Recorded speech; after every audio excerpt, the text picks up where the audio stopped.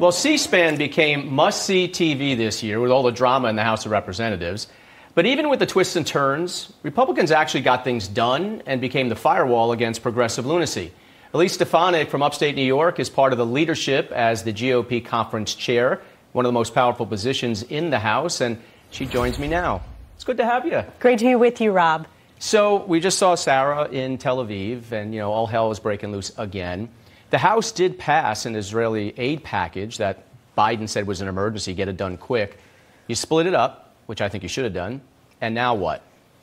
Well, the American people should know that Chuck Schumer and every Senate Democrat voted that down. House Republicans did our job. We actually passed a bipartisan Israel aid package. And I think it was absolutely stunning and unacceptable that the day we had the pro-Israel rally that Chuck Schumer spoke at, that very night, Senate Democrats voted the Israel aid package down. So we are going to continue to push. This is a question of a moral stance, and we will make sure that House Republicans continue to stand by our most precious ally, Israel. These rallies in New York City and really all over the country, especially on college campuses, are disgusting.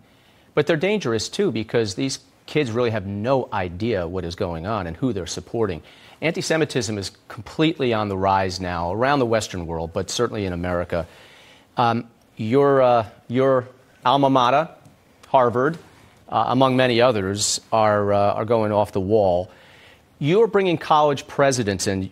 You're chair of the Education and Workforce Committee. So you're bringing these college presidents in to testify. What are you going to put them through the ringer for? What do you want? Well, first of all, I have been proud to lead the Harvard alumni who are Republicans in the House and Senate, really ensuring that we're delivering accountability and transparency to make sure that the president of these universities understand this is unacceptable in America. It is unacceptable on our higher education institutions that rely on federal funds.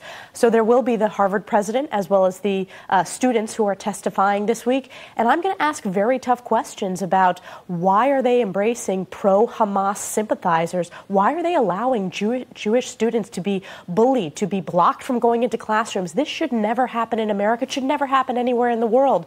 But we need to look at all sorts of ways to rein in these colleges to make sure that they are protecting the safety and security of Jewish students, of all students. And the reality is the anti-Semitism is on a rise in New York, on college campuses.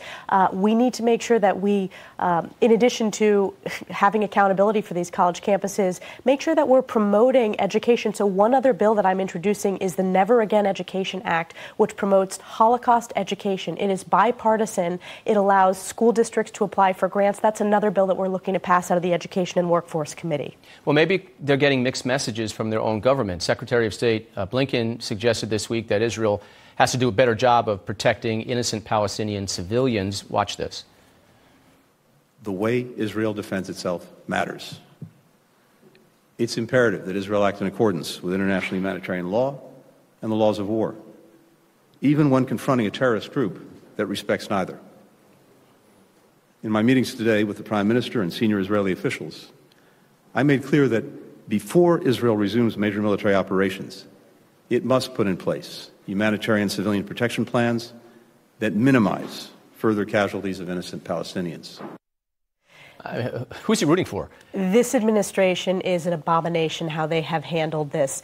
The fact that they are not standing clearly with Israel, we as House Republicans strongly support Israel to make sure that they eradicate Hamas, that they eradicate Hezbollah. And unlike Hamas and Hezbollah, which use civilians as shields, of course Israel protects humanitarian needs in any type of military action. But we stand strongly with Israel to make sure that this existential threat to Israel's very existence, it disappears from the face of the earth.